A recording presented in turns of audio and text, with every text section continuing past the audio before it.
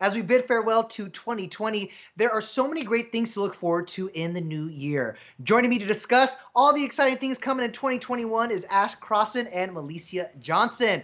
Ladies, some good stuff coming up next year. Ash, kick things off. What are you looking forward to in 2021?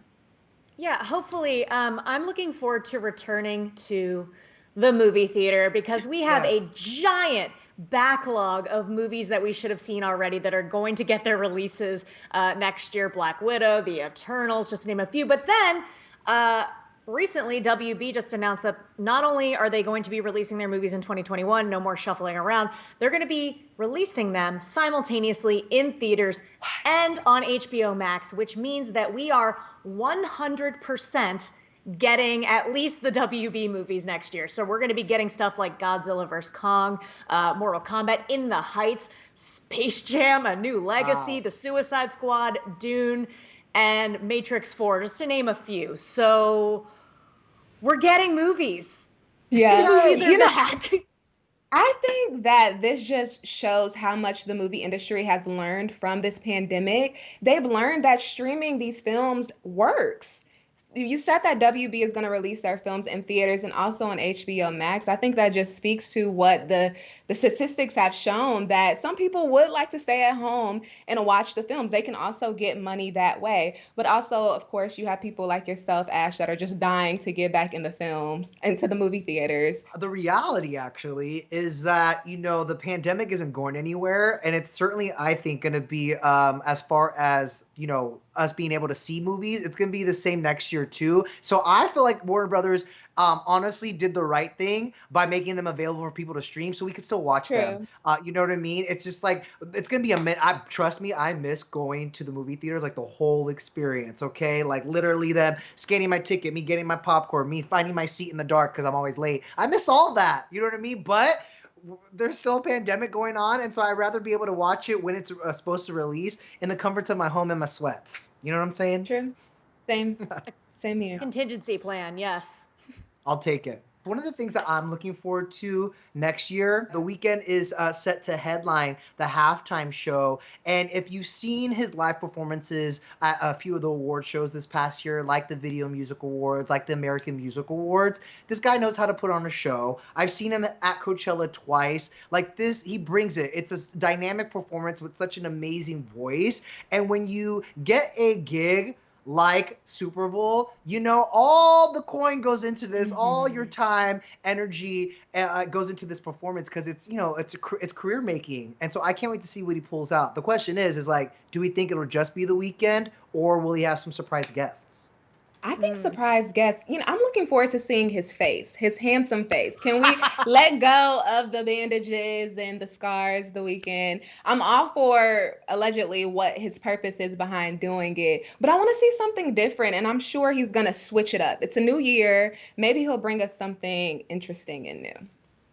I agree. I think, I cover movies here at Entertainment Tonight, and The Weeknd gives us cinema. Like, Yeah. that Yeah. guy puts together a full feature-length film through his music videos and his performances. So he is not going to put together like your run-of-the-mill show. There's no way. And I think, they're putting a lot more thought into who they're getting in these Super Bowl halftime shows. Like, I think last year with J-Lo and Shakira was one of the best Super Bowl halftime shows in a long time. So Yes. getting somebody like The Weeknd, they know it. They're gonna get. Oh, he's gonna do so. Oh, I can't wait. And It's we gonna have be Rock Yeah. Nation to thank for that. We have Jay-Z's Rock Nation to thank for that. Since J-Lo and True. Shakira, they have been deciding who's going to perform, and so far they're 2 for 2. So I can't wait for that. Melicia, what are you looking forward to in 2021? Well, speaking of the Super Bowl, I'm super excited to see Queen Latifah star in the reboot of the television series The Equalizer, which will air right after the big game on CBS. It's primetime placement, so I think that speaks volumes to what we're about to get from this series. The show follows an ex-CIA agent and a single mother, Robin McCall, who's played by Queen Latifah. She uses her extensive skills to help those who have nowhere else to turn. Now, this is a series that originally aired in the 1980s, and of course, over the years, we saw Denzel Washington take on the role in the movie and film space. So I'm really interested to see how the Queen is going to approach this new role of hers. I love that it's a role that we've never really seen her in. So I'm excited that, it's new territory and she's going to be in a series, like a series regular on TV. But Ash, I don't know if you agree with me here. I'm kind of bummed that probably means we're not getting a Bringing Down the House sequel with Steve Martin. So I Why love not? that. Why not? Why do you think that, Denny? Because to be in a TV show is a huge commitment. That schedule is like anything other. It's not like a movie where you just knock it out. Like, you know what I mean? Especially on CBS. Ash? It's such a funny priority. It's like, we're not going to bring down the house too now, I guess. I need it, but at least we do get some Queen Latifah because, she's the best. Come on, you're not fooling anybody. Who that? And as we wrap up the year, we wanted to take a look back at some inspiring words of hope and wisdom from some of your favorite celebrities who evidently are also looking forward to 2021. Meryl, what are you looking forward to in 2021? The inauguration. I hear you. What about you, James? It's difficult to look past the inauguration, really. Right now, I'm talking to you from the basement in my house. I'm looking forward to any day that I'm alive. So I'm looking forward to all of 2021. That if we come to a point where we're back to any sense of normality, that we really take a moment to not start to take it all for granted. Well said. Joe, what about you? What are you looking forward to, young lady? Honestly, I am looking forward to when Broadway and live entertainment comes roaring back. Hopefully it's in 2021, but I cannot wait to get back to the theater when it's safe and get a big standing ovation. Well, it's weird. Let's go a little further to the ball drops. Let's go to the vaccine, that it works for everybody. Once that's there, once that's all behind you, that's what I'm looking forward to. What does 2021 look like for Bad Bunny? Wow. For the 2021, I think that right now my biggest dream is make a concert with a lot of people.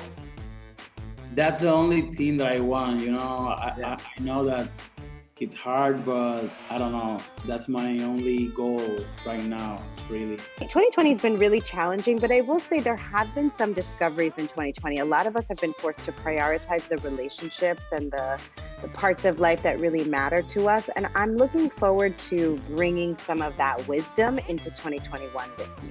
What brought me joy this year was two things, actually. Being able to spend more time with my family, number one, and just being able to get some sleep, just reboot spiritually. We all should be looking forward to the idea that there is light at the end of this tunnel.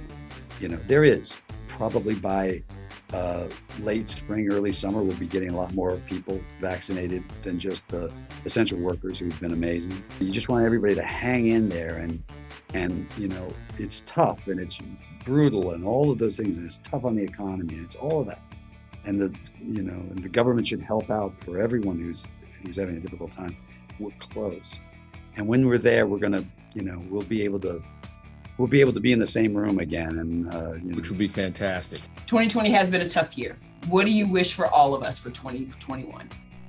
I want this to be over. It will be over. I want everyone to remember this year and go, yeah, this is and all those little things that we took for granted. We won't take for granted anymore. And we love our family and our friends so much, and we're lucky to have anything in any of this. Leadership. I'm excited about vaccine. I'm excited about people's lives being saved.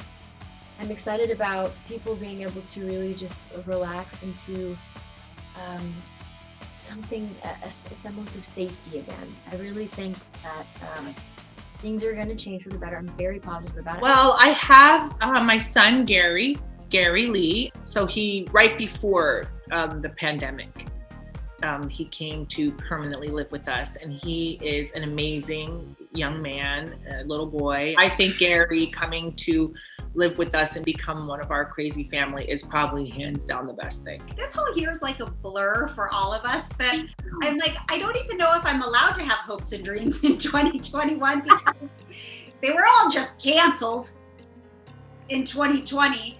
Honestly, though, I pray for everyone's health, and not just for my immediate family, but the world. I just pray that 2020 brings us health and reconciliation on a global level. I'm looking forward to getting together with my buddies. I'm looking forward to going to concerts. I'm looking forward to going back to restaurants.